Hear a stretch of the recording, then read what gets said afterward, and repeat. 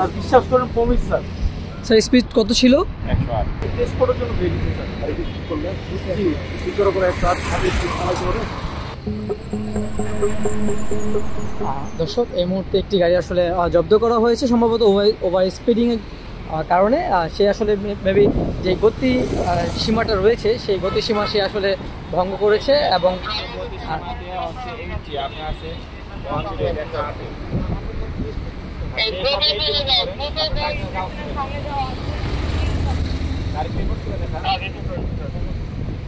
দর্শক, যে ভদ্রলোক চালক রয়েছেন সে আসলে ওভার স্পিডিং করার কারণে কিন্তু তাকে আসলে আটক করা হয়েছে এবং তার যে আনুষঙ্গিক যে মৌলিক যে পেপারগুলো থাকা প্রয়োজন সেগুলো আসলে যাচাই বাছাই করা হবে এবং পরবর্তীতে আইন অনুযায়ী যে ব্যবস্থা নেওয়া প্রয়োজন যিনি সার্জেন্ট সাহেব রয়েছেন সেই ব্যবস্থাটি তিনি গ্রহণ করবেন।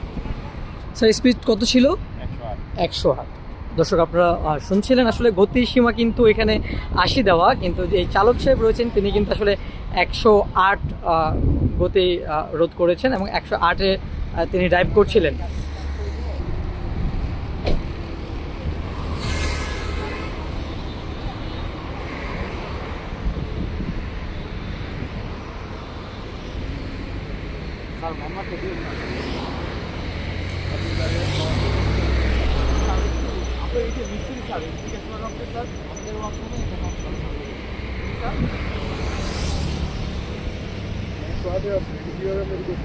আপনি জিজ্ঞেস করেন স্যার, আমি শুধু গাড়িটা তাই না, শুধু একমাত্র টেস্ট করার জন্য বেরিয়েছে স্যার। আর বিশ্বাস করেন প্রমিস স্যার, কসম বললাম, মানে গাড়িতে ওয়ার্কশপে শুধু ওয়ার্কশপে ঠিক করার জন্য।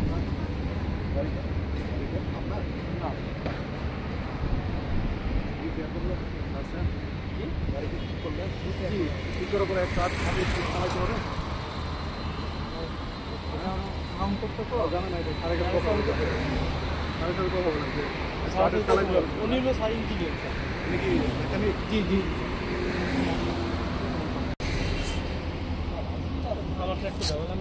হ্যাঁ,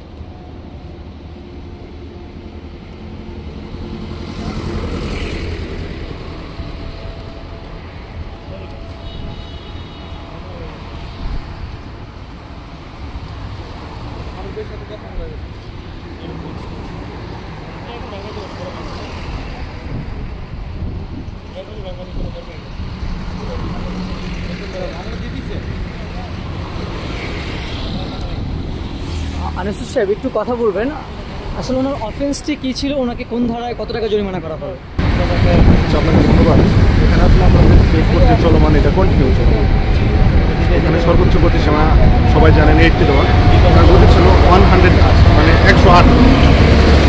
এই জন্য আবার স্পিডের একটা ধারা জরিমানা আসছে 2500 টাকা। 108-এর গতি যেটা আপনার 80 চালানোর কথা সেখানে আপনি 108, এই জন্য ওই ফাইনটাই করা যাবে। এবং পরবর্তীতে যদি সে এই অপরাধটি আবার করে তাহলে তার জরিমানা কেমন হতে পারে?